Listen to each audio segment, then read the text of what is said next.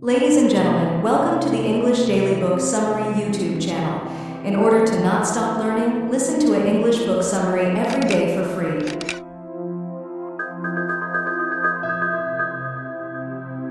Cher by Cher, the memoir, Part 1. The year 1956 was an important one for a little girl named Cheryl Sarkeesian.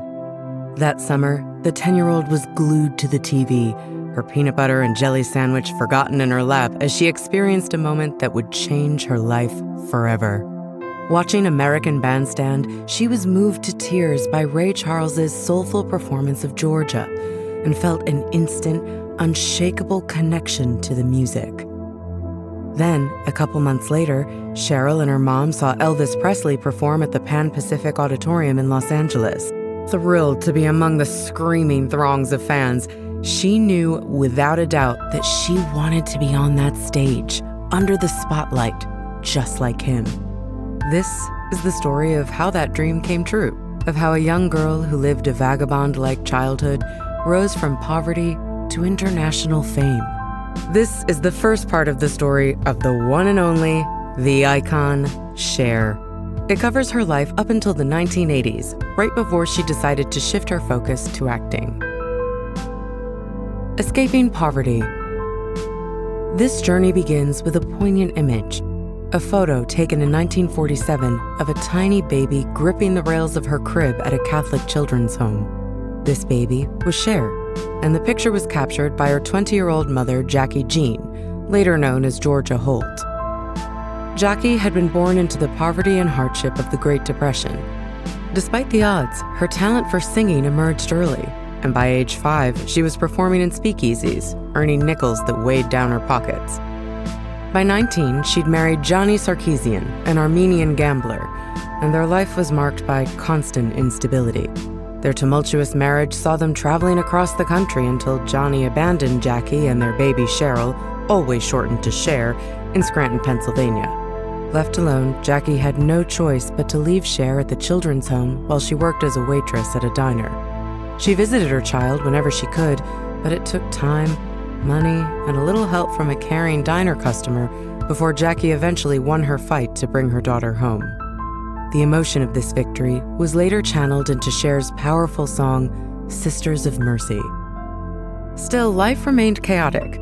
Jackie moved them to Twin Falls, Idaho, and then to Los Angeles, where Cher was often left under the care of various babysitters. During this time, Jackie unexpectedly won a local beauty pageant, marking the beginning of her transformation into Georgia Holt, a woman determined to escape the hardship of her past. In Los Angeles, Georgia's beauty and talent landed her small TV roles, but she constantly struggled against the casting couch culture of the time. Despite her mother's limited success, Cher found comfort in the simple joys of life, like watching TV together and hearing Hollywood gossip whispered by her mom. Cher's family found momentary stability with her mom's marriage to another actor, John Southall, and the arrival of Cher's sister, Georgianne, better known as G. John was a loving parent, the one Cher would always refer to as Dad.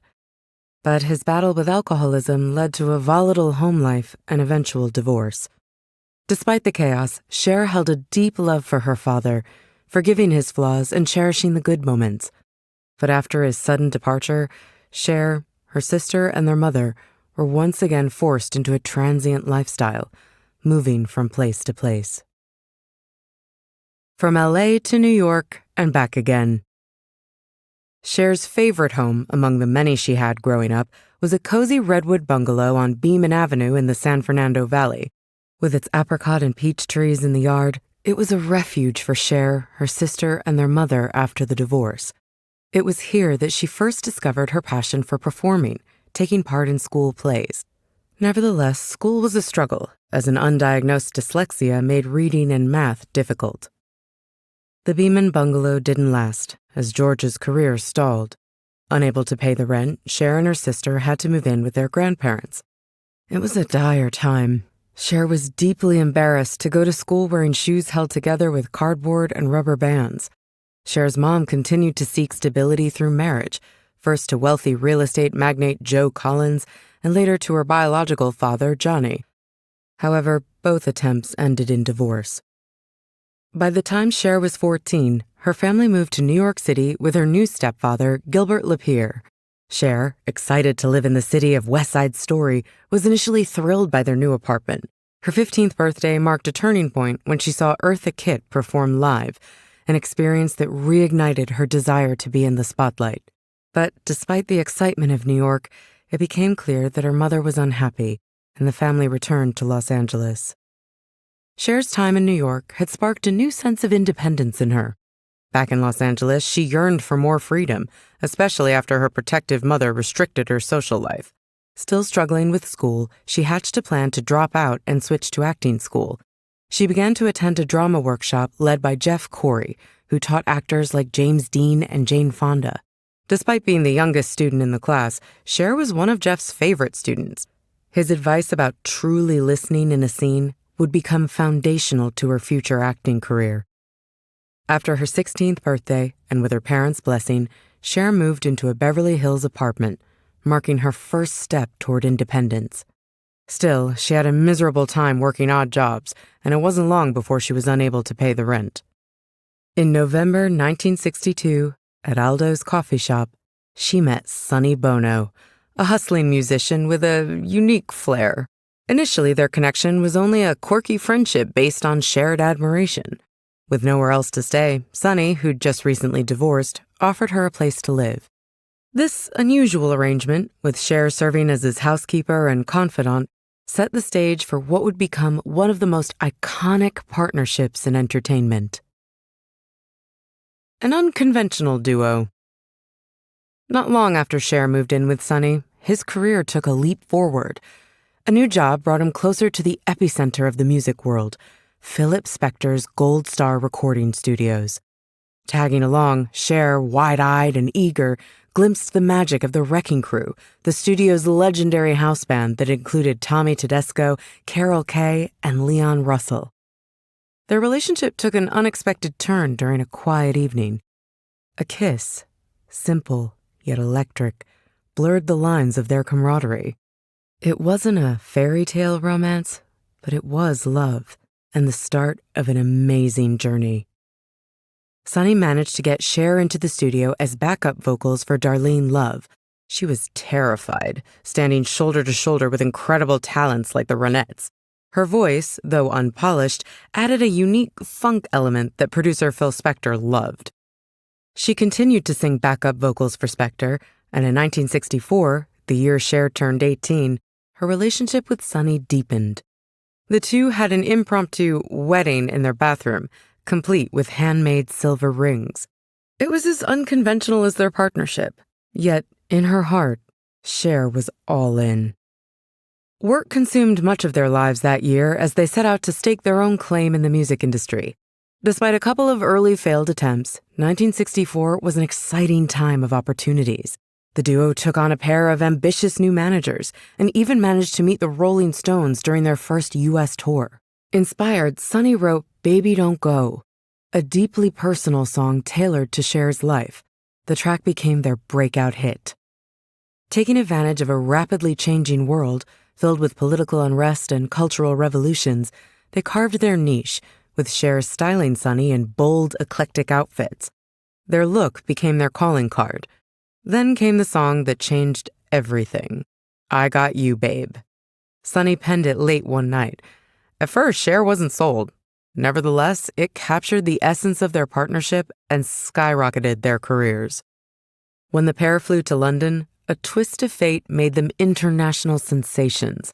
After the press picked up the story of their being refused a hotel room due to their appearance, they were front-page news, performing on TV and mingling with Mick Jagger and John Lennon and Dusty Springfield. Their time in London was magical, a dream come true for two kids who had clawed their way to stardom. By the end, they had 5 songs in the UK Top 20, a feat only matched by Elvis and the Beatles. Good times and bad times. After releasing their first album, record executives made sure they were married, for real this time, in a quiet ceremony in Mexico. Months later, in 1965, Cher landed a coveted opportunity, a Vogue photo shoot with the legendary Richard Avedon. The shoot was transformative.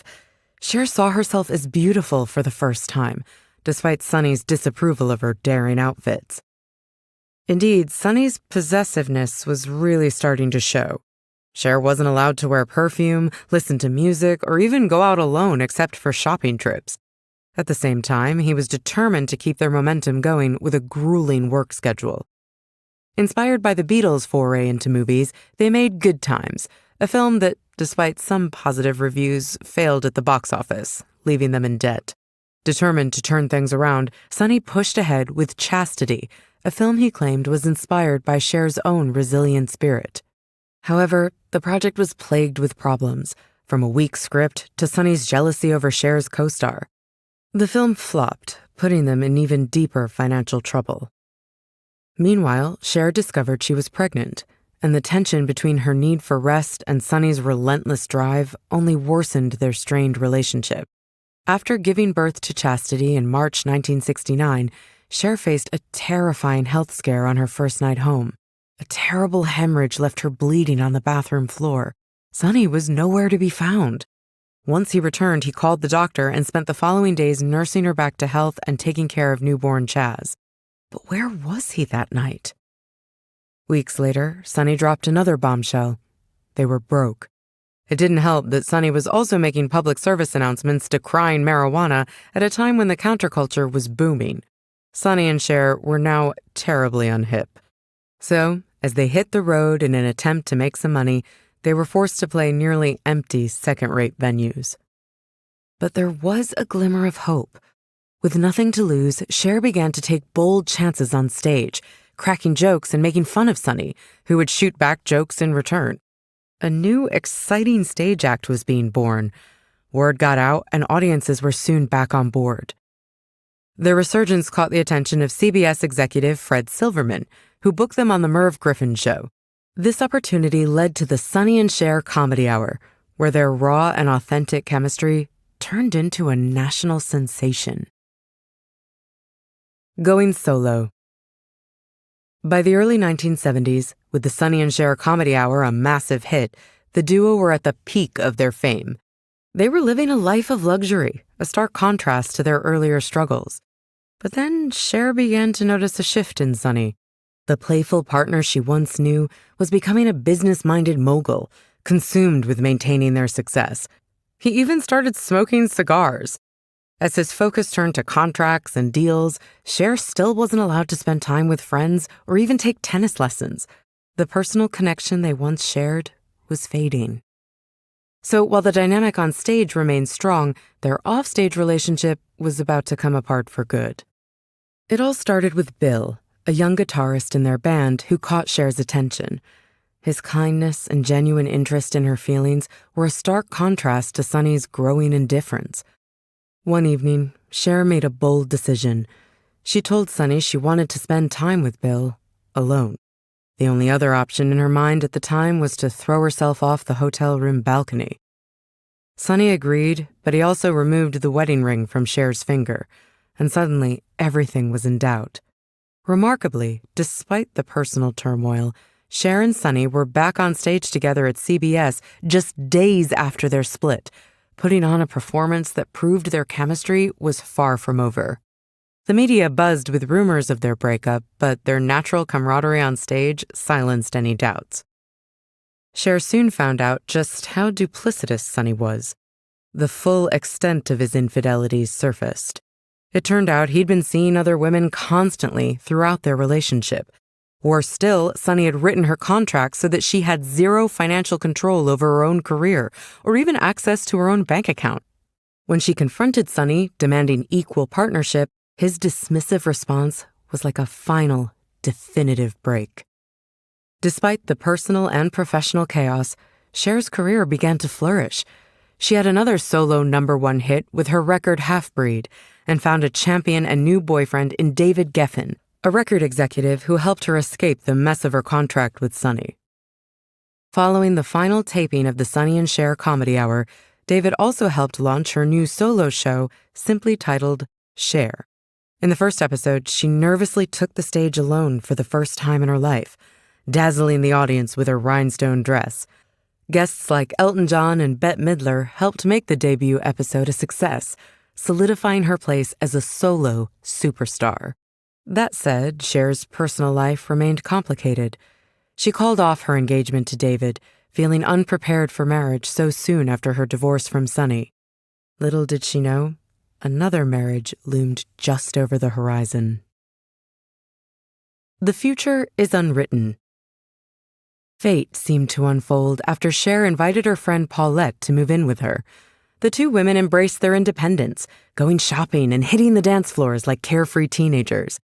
Paulette's fascination with the Allman Brothers led them to an unforgettable performance by the band at the small Troubadour nightclub in L.A. In particular, Cher was taken by the magnetic stage presence of Greg Allman. The feeling must have been mutual because a stagehand passed along a note with Greg's phone number. Despite a disastrous first date, their connection deepened after a second attempt at a carefree night of dancing, revealing a sweet and authentic side to him. As their relationship grew, Greg made a tearful confession. He was a heroin addict. Despite warnings from friends and the media, Cher stood by him, hoping her love could inspire change. But their romance was under constant public scrutiny, which only made Greg's recovery more difficult. An impulsive Las Vegas wedding reflected their chaotic love story, and their demanding careers was a strain upon their fragile bond. Adding another layer to the drama was the fact that Cher soon found herself pregnant again. Cher's life became a juggling act as she navigated career pressures, pregnancy, and Greg's rehab journey. While her solo TV show was a hit during the first season, the second season lost the ratings battle against a popular newcomer, the $6 Million Man. Overwhelmed, Cher reached out to Sonny, who responded with his trademark eagerness to fix things. He helped secure a deal to bring the Sonny and Cher show back to TV. The new show was an instant hit. The chemistry between Cher and Sonny was undeniable, and their comedy was sharper than ever. At the same time, Cher's relationship with Greg was on thin ice. They were in Hawaii when Cher's labor began unexpectedly. Despite the stress, Greg showed tenderness, and in those peaceful weeks, Cher found herself falling for him again. The birth of their son, Elijah Sky Blue, was a moment of joy and relief, and for once, everything seemed right. But life quickly returned to its usual chaotic state as Greg went back on tour. By 1977, the Sonny and Cher show was once again coming to an end, and it wasn't long before her relationship with Greg also reached its finale. Following a paranoid breakdown where Cher feared their safety, the marriage ended in divorce. Following the release of her 1979 disco album, Take Me Home, Cher realized that what she really wanted to do was return to her first love, acting. But after a few years of meetings, it was clear that producers and directors weren't willing to take her seriously. So she decided to launch her own stage show. Performing in Vegas, she broke attendance records and created a spectacle that became the show to see in town. An international tour followed. But still, the acting itch remained. It was her encounter with movie director Francis Ford Coppola in 1980 that changed everything.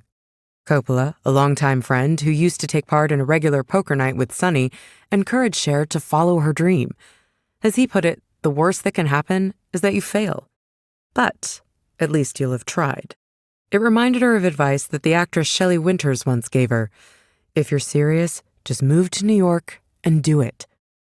Coppola agreed and then added, "So what are you waiting for?" Unfortunately, that's where the story ends, and we'll have to wait until part 2 to hear about her Oscar win and the rest of her career.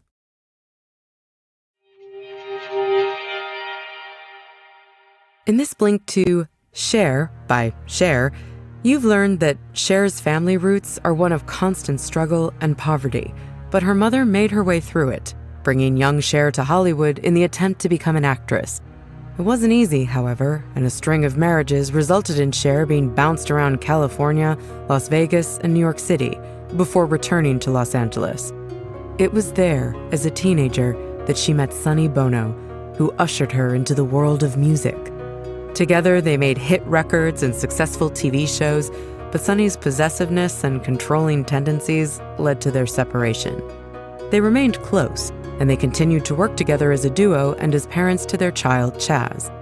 Cher also had a child with Greg Allman, but due to the strains of stardom and drug addiction, the marriage didn't last long. Cher found success as a solo artist, launching a Vegas stage show that broke attendance records, but her first love was acting. And this first part of her memoir ends at the moment she decided to shift her focus back to that original passion. Okay, and that is it for this Splink. We really hope you enjoyed it. And if you can, please take the time to leave us a rating because we always appreciate your feedback. See you in the next Splink. Bye.